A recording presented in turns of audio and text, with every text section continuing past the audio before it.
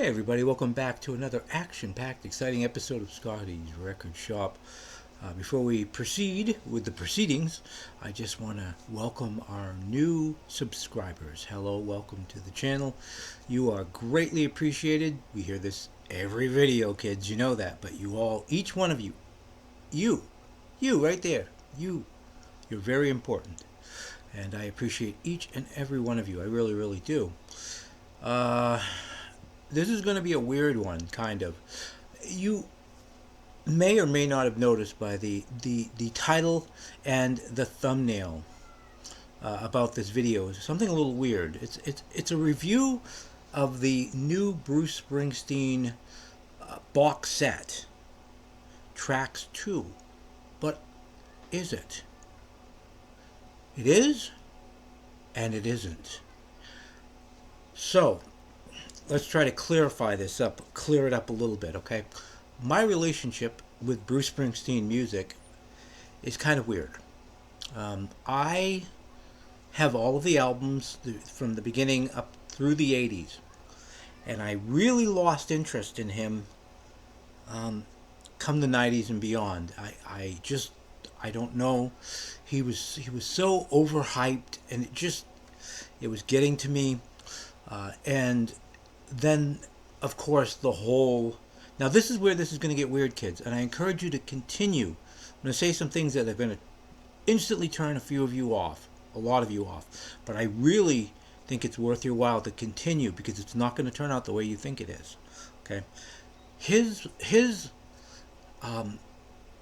political views started really coming out. They were always there, but they really started coming out, and we'll just say that we don't necessarily agree on things all the time. And honestly, like a lot of other people, it turned me off. So when I heard that there was a new Bruce Springsteen mega box set coming out, my first reaction was, who cares? I haven't listened to Springsteen's newer music. I'm not familiar with a lot of his albums.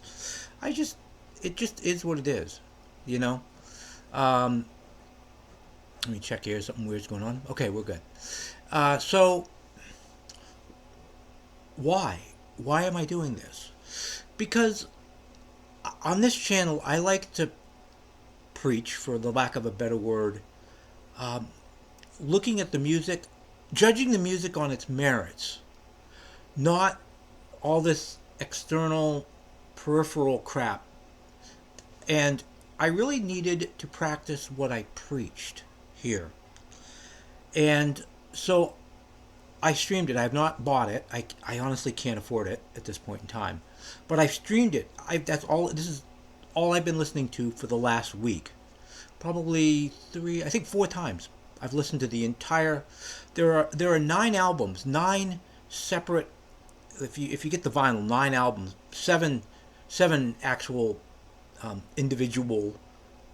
it's partitioned into 7 separate albums, but 9. 2 of the albums are double albums. 7 CDs. I just thought, I'm going to try my best, put all of this garbage, this bias that I have behind me. And I'm going to judge the music for what it is, not for who I think Bruce Springsteen is, or any of this other peripheral garbage. And I wanted to be an example because I want you guys to do this. We are without getting political or anything, it's quite obvious we are a very divided country here in America. We're very divided, literally almost right down the middle, it seems like. Now, you bring up Bruce Springsteen, U2, there's going to be a big chunk of people that are going to be going, ugh! And you bring up, say, Ted Nugent, or, what's his name, Kid Rock. And there's going to be the other half going, ugh! My sincere desire is not for you to give up what you think or feel politically, socially,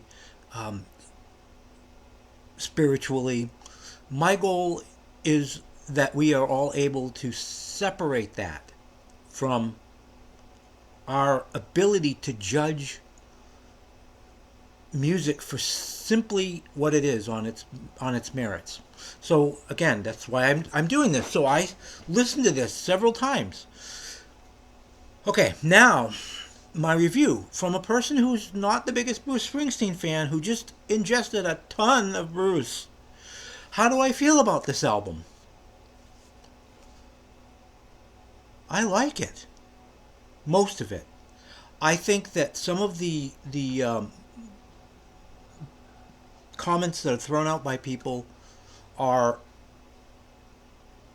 unfortunate because I don't think that they listen to this. One of the things is, oh, it's a bunch of freaking demos. It's going to sound like crap.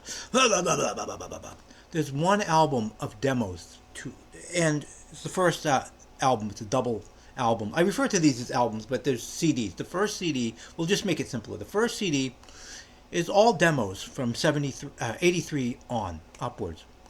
Some of the songs you would know. They were recorded in his studio in L.A. I guess it's above or in his garage or whatever. They sound good. They don't sound that bad. Everybody's like demos. A lot of people like Nebraska, right? Nebraska was a demo album. I'm going to get to this a little bit. There's rumors that there's an electric Nebraska. He actually went in and recorded all those songs with the E Street Band, and it just didn't get released, and he just decided to put out the demos. Nebraska's a great album, I think. It's a really good album. But I'll get to that, the disappointment of this. One disappointment on this box set. That's the only quote-unquote demo thing on here. We get into things... this is kind of about the time I kind of fell away. The Streets of Philadelphia. He did the... theme song for that movie back in, what was that, 93, 94. And I thought it was okay, but it didn't, I don't know. So there's an album on there, Streets of Philadelphia Sessions. It's okay. It's not, it's actually okay. I don't particularly care the style. It doesn't, for me personally, it doesn't fit Springsteen. Springsteen's more of a, just a kind of a rock and roll kind of guy, and we're going to get to this, he does kind of roots, I guess is the word I'd use, rootsy kind of music. There are 3 albums in this compilation, 3 CDs that are full blown albums. That's the thing that's really kind of interesting about this. I not having it, I'm not sure in the notes there's reasons why these things weren't released, but he would record an entire album and then just kind of walk away from it, kind of like Prince did. There's a lot of Prince albums in his archives that he did, and then he got bored with them. He's like, he started working on something else and left this album completely done. Most of these are actually completed albums. The jacket, the artwork, and everything is really well done. It's like these could be released as individual albums and they could go over really, really well. But these 3 rootsy different types of music albums were very interesting. I didn't like everything on every one of them, but it was mostly because of the style of music, not necessarily his delivery. I don't like certain styles of music. It's me. But a lot of it was really well done. Then there's an album of kind of standards, kind of very, really big production and everything. Very, very, very out of character for Bruce Springsteen. Very out of character. But oddly enough, pretty enjoyable. It was weird. I found myself through all of this going, what the hell is this? What's going on here? I'm not supposed to like this stuff. I'm not supposed to like Springsteen. He's a radical, blah, blah, blah, blah, blah, blah, blah. And it's amazing what happens when you separate yourself. Mind you, again, I'm not telling you to give up what you think or feel, but I'm encouraging you to separate yourself from what the music. I've already said it, but that's the goal. I found it okay. Really, really did. There's a couple more albums. The last album is kind of like the the Tracks Volume 1, which was a 4 CD set of just individual leftover tracks. With Tracks 1, it was done chronologically. And I've not really listened to that. I have it in a digital form in the computer. I'm going to go back and listen to that too. I mean, I think it'll be interesting. So, positives. Those are the positives. The negatives are quite obvious. And even the people that are diehard Springsteen fans have made this very clear. The price of this is way over the top. Okay? Even though this is... I only watched a couple of unboxing videos. I didn't want to be affected by other people's biases. I mean, I'm quite sure... I'm going to go watch them now, but I'm quite sure that people who are wild about Bruce Springsteen are going to be thinking this thing is the best thing since sliced bread. This is just fantastic. And you kind of expect that. And I'm not slamming them. If you love, Bruce Springsteen, you're going to love this. Packaging is really well done. Is it worth $260 US dollars for 9 discs? About $40 a disc. My response is no. I think this was very not thought out. I don't like the fact that there's this much money. This is one of the things that are people who don't like Bruce Springsteen, and I'm sure some of you have already heard it, and I'm sure it irritates some of you who are, where he's at, I guess. Some people are like, he's a billionaire and he's the working man's guy, and yet he's charging $40 per CD. Pricing it way above. And I think that I won't go that far, but Bruce, baby, you priced it way too high. You priced me out. Okay? I can't afford this. I think it's good.